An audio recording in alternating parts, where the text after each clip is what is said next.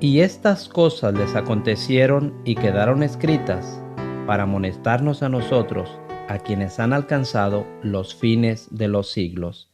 Primera de Corintios 10, versículo 11. Oremos. Padre que está en los cielos, en este momento que hemos de abrir su palabra, le rogamos que el Espíritu Santo nos dé la capacidad y la sabiduría para presentarla. Y igualmente rogamos por todos aquellos que han de escuchar el mensaje, que el Espíritu Santo impresione sus mentes y sus corazones. En el nombre bendito de su Hijo amado lo pedimos. Amén. Bienvenidos mis hermanos y hermanas a esta sección de meditaciones que hemos titulado Lecciones prácticas de la Biblia que nos ayudan para tener una vida espiritual de éxito. Hoy hablaremos de la historia del rey Josafat. Quiero compartir con ustedes los textos bíblicos de los cuales estaremos hablando en esta meditación. Primer libro de Reyes, capítulo 15, versículo 11. Primer libro de Reyes, capítulo 22. Segundo libro de Crónicas, capítulo 17. Segundo libro de Crónicas, capítulo 18, capítulo 19 y capítulo 20. En su tiempo libre ustedes pueden repasar estos pasajes bíblicos. En el espíritu de profecía es el capítulo 15 del libro Profetas y Reyes. Josafat fue llamado al trono cuando tenía 35 años. Josafat tuvo ante sí el ejemplo del buen rey Asa, quien había hecho en casi toda crisis lo recto ante los ojos del Señor. Durante su próspero reinado de 25 años, Josafat procuró andar en todo el camino de Asa su padre sin desviarse de él. En sus esfuerzos por gobernar sabiamente, Josafat procuró persuadir a sus súbditos a que se opusieran firmemente a las prácticas idólatras. Gran número de los habitantes de su reino visitaban los lugares altos y aún sacrificaban y quemaban incienso en ellos. El rey no destruyó enseguida esos altares, pero desde el principio procuró salvaguardar a Judá de los pecados que caracterizaban al reino del norte bajo el gobierno de Acab, de quien fue contemporáneo durante muchos años. Josafat era leal a Dios. No buscó a los Baales, sino que buscó al Dios de su padre, y anduvo en sus mandamientos, y no según las obras de Israel. Por causa de su integridad, el Señor le acompañaba y confirmó el reino en su mano. Todo Judá traía a Josafat presentes y tuvo riquezas y gloria en abundancia. Se animó su corazón en los caminos del Señor. A medida que transcurría el tiempo y se realizaban reformas, el rey quitó los lugares altos y las imágenes de acera. Barrió también de la tierra los restos de los sodomitas que habían quedado en tiempos de su padre Asa. En esta forma, los habitantes de Judá fueron librados gradualmente de muchos de los peligros que habían amenazado con retardar seriamente su desarrollo espiritual. Por todo el reino la gente necesitaba ser instruida en la ley de Dios. Su seguridad estribaba en la comprensión de esa ley. Si conformaban su vida a esos requerimientos, serían leales a Dios y a los hombres. Sabiendo esto, Josafat tomó medidas para asegurar a su pueblo una instrucción cabal en las Santas Escrituras. Ordenó a los príncipes encargados de las diferentes porciones de su reino que facilitaran el ministerio fiel de los sacerdotes instructores. Por orden real, estos maestros, trabajando bajo la dirección personal de los príncipes, recorrieron todas las ciudades de Judá enseñando al pueblo. Y como muchos procuraban comprender los requerimientos de Dios y desechar el pecado, se produjo un reavivamiento. Josafat debió gran parte de su prosperidad como gobernante a estas sabias medidas tomadas para suplir las necesidades espirituales de sus súbditos. Hay mucho beneficio en la obediencia a la ley de Dios. En la conformidad con los requerimientos divinos, hay un poder transformador que imparte paz y buena voluntad entre los hombres. Si las enseñanzas de la palabra de Dios ejercieran una influencia dominadora en la vida de cada hombre y mujer, y los corazones y las mentes fueran sometidos a su poder refrenador, los males que ahora existen en la vida nacional y social no hallarían cabida. De todo hogar emanaría una influencia que haría a los hombres y mujeres fuertes en percepción espiritual y en poder moral, y así naciones e individuos serían colocados en un terreno ventajoso. Durante muchos años, Josafat vivió en paz sin que lo molestaran las naciones circundantes. Y cayó el pavor del Señor sobre todos los reinos de las tierras que estaban alrededor de Judá. De las tierras de los filisteos recibía tributos en dinero y presentes. De Arabia grandes rebaños de ovejas y cabras. Iba pues Josafat engrandeciéndose mucho. Edificó en Judá fortalezas y ciudades de aprovisionamiento. Hombres de guerra muy valientes eran siervos del rey, sin contar los que el rey había puesto en las ciudades fortificadas en todo Judá. Habiendo sido bendecido con abundancia de riqueza y gloria, pudo ejercer una gran influencia en favor de la verdad y de la justicia. Algunos años después de ascender al trono, Josafat, ya en el apogeo de su prosperidad, consintió en que su hijo Joram se casara con Atalía, hija de Acab y Jezabel. Mediante esta unión se estableció entre los reinos de Judá y de Israel una alianza que no se conformaba a lo que Dios quería y que en un tiempo de crisis atrajo un desastre sobre el rey y sobre muchos de sus súbditos. En una ocasión Josafat visitó al rey de Israel en Samaria.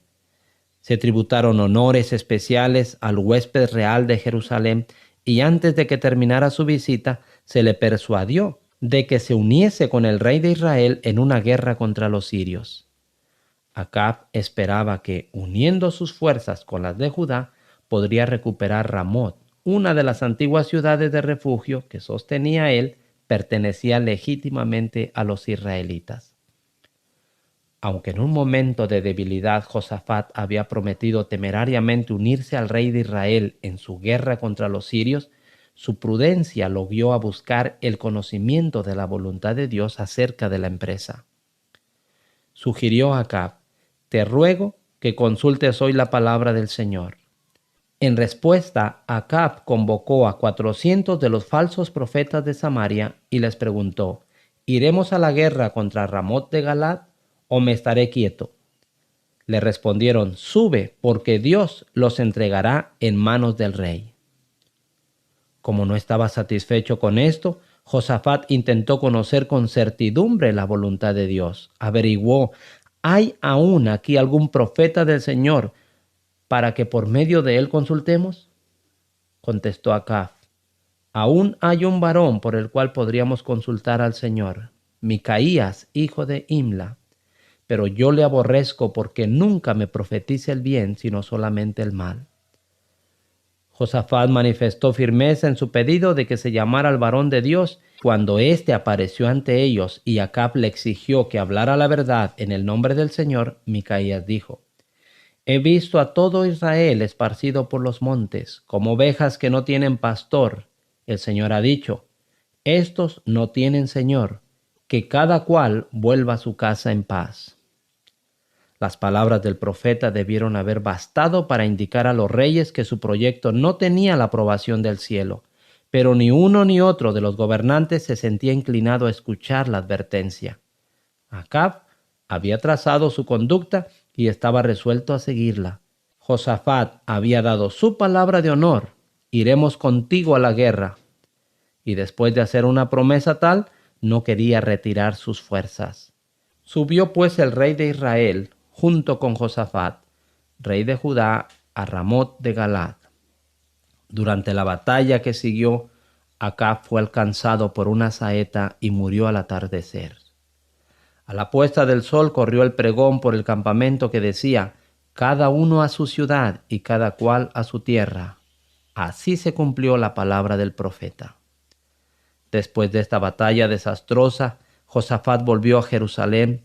Cuando se acercaba a la ciudad, el profeta Jehú se le acercó con este reproche: Al impío das ayuda y llamas a los que aborrecen al Señor.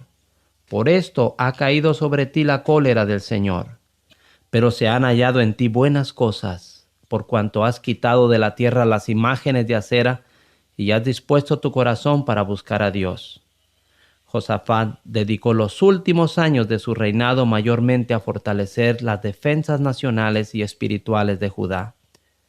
Pero volvió a salir para visitar al pueblo desde Beerseba hasta los montes de Efraín y los conducía al Señor, el Dios de sus padres. Uno de los pasos importantes que dio el rey consistió en establecer y mantener tribunales eficientes. Puso jueces en todas las ciudades fortificadas de Judá, por todos los lugares, y entre las recomendaciones les dio esta: mirad lo que hacéis, porque no juzgáis en nombre de los hombres, sino en nombre del Señor, el cual está en vosotros cuando juzgáis. Sea pues con vosotros el temor del Señor. Mirad lo que hacéis, porque en el Señor nuestro Dios no hay injusticia, ni acepción de personas, ni admisión de cohecho. El sistema judicial quedó perfeccionado por la fundación de una corte de apelaciones en Jerusalén, donde Josafat nombró a algunos de los levitas y sacerdotes y de los padres de las familias de Israel para la administración de la justicia del Señor. El rey exhortó a estos jueces a ser fieles. Les encargó: esforzaos y manos a la obra, el Señor estará con el bueno. En su cuidado por salvaguardar los derechos y la libertad de sus súbditos, Josafat recalcó la consideración que cada miembro de la familia humana recibe del Dios de justicia que gobierna a todos. Dios se levanta en la reunión de los dioses, en medio de los dioses juzga, y a los que son designados como jueces bajo su dirección se les dice: defended al débil y al huérfano, haced justicia al afligido y al menesteroso, libradlo de manos de los impíos. Hacia el final del reinado de Josafat, el reino de Judá fue invadido por un ejército ante cuyo avance los habitantes de la tierra tenían motivo para temblar. Pasadas estas cosas, aconteció que los hijos de Moab y de Amón, y con ellos otros de los amonitas, marcharon contra Josafat para atacarlo. Las noticias de esta invasión fueron llevadas al rey por un mensajero que se presentó con este mensaje sorprendente: contra ti viene una gran multitud del otro lado del mar y de Siria. Ya están en Hazezón Tamar, que es en Gadi. Josafat era hombre de valor. Durante años había fortalecido sus ejércitos y sus ciudades.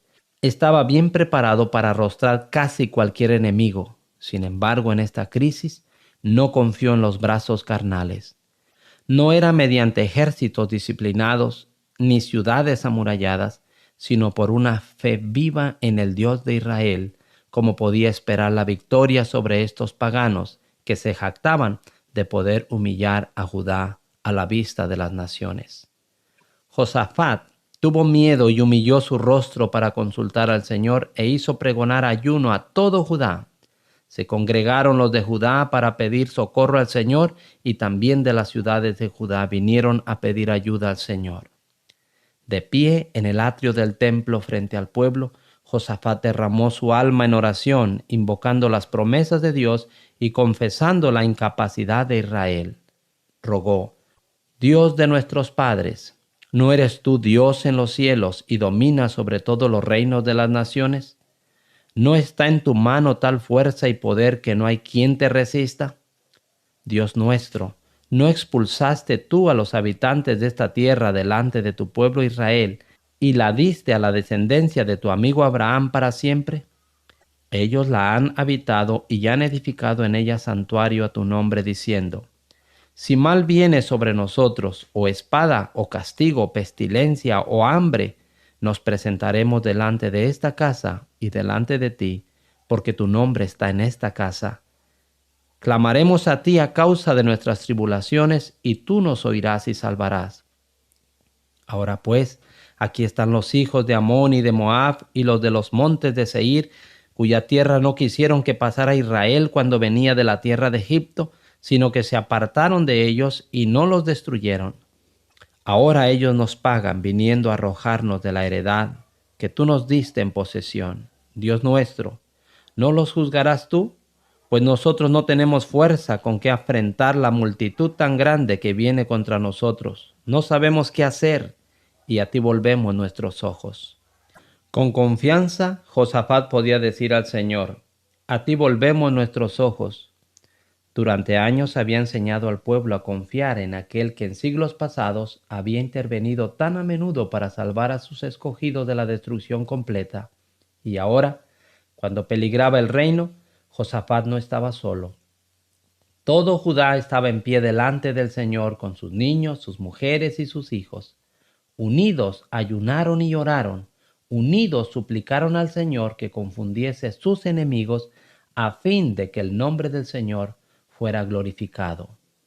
Mientras el pueblo y el rey se humillaban juntos ante Dios y le solicitaban su ayuda, el Espíritu del Señor descendió sobre Jaasiel, levita de los hijos de Asaf, y él dijo: Oíd todo Judá y vosotros habitantes de Jerusalén, y tú, rey Josafat, el Señor dice así: no temáis ni os amedrentéis delante de esta multitud tan grande, porque no es vuestra la guerra, sino de Dios. Mañana descenderéis contra ellos. Mirad, ellos subirán por la cuesta de Cis y los hallaréis junto al arroyo, antes del desierto de Jeruel. No tendréis que pelear vosotros en esta ocasión. Apostaos y quedaos quietos. Veréis cómo la salvación del Señor vendrá sobre vosotros. Judá y Jerusalén, no temáis ni desmayéis. Salid mañana contra ellos, porque el Señor estará con vosotros. Entonces Josafat se inclinó rostro a tierra, y también todo Judá y los habitantes de Jerusalén se postraron ante el Señor para adorar al Señor. Y se levantaron los levitas de los hijos de Coat y de los hijos de Coré para alabar con gran clamor al Señor, el Dios de Israel. Temprano por la mañana se levantaron y fueron al desierto de Tecoa. Mientras avanzaban a la batalla, Josafat dijo: Oídme, Judá y habitantes de Jerusalén. Creed en el Señor vuestro Dios y estaréis seguros.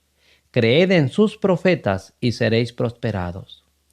Después de consultar con el pueblo, puso a algunos que, vestidos de ornamentos sagrados, cantaran y alabaran al Señor mientras salía la gente armada, y que dijeran: glorificad al Señor, porque su misericordia es para siempre.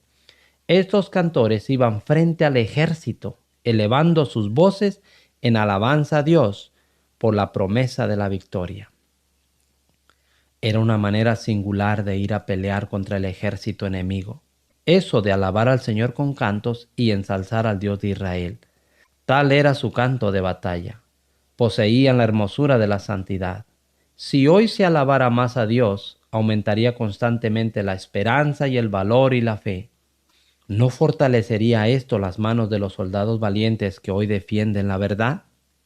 El Señor puso emboscada contra los hijos de Amón, de Moab y de los montes de Seir que venían contra Judá, y se mataron los unos a los otros, porque los hijos de Amón y Moab se levantaron contra los del monte de Seir para matarlos y destruirlos. Y cuando acabaron con los del monte de Seir, cada cual huyó a la destrucción de su compañero. Luego que vino Judá a la torre del desierto, miraron hacia la multitud, pero solo vieron cadáveres tendidos en la tierra, pues ninguno había escapado. Dios fue la fortaleza de Judá en esta crisis, y es hoy la fortaleza de su pueblo. No debemos confiar en príncipes, ni poner a los hombres en lugar de Dios. Debemos recordar que los seres humanos son sujetos a errar, y que aquel que tiene todo el poder es nuestra fuerte torre de defensa. En toda emergencia, debemos reconocer que la batalla es suya. Sus recursos son ilimitados y las imposibilidades aparentes harán tanto mayor la victoria.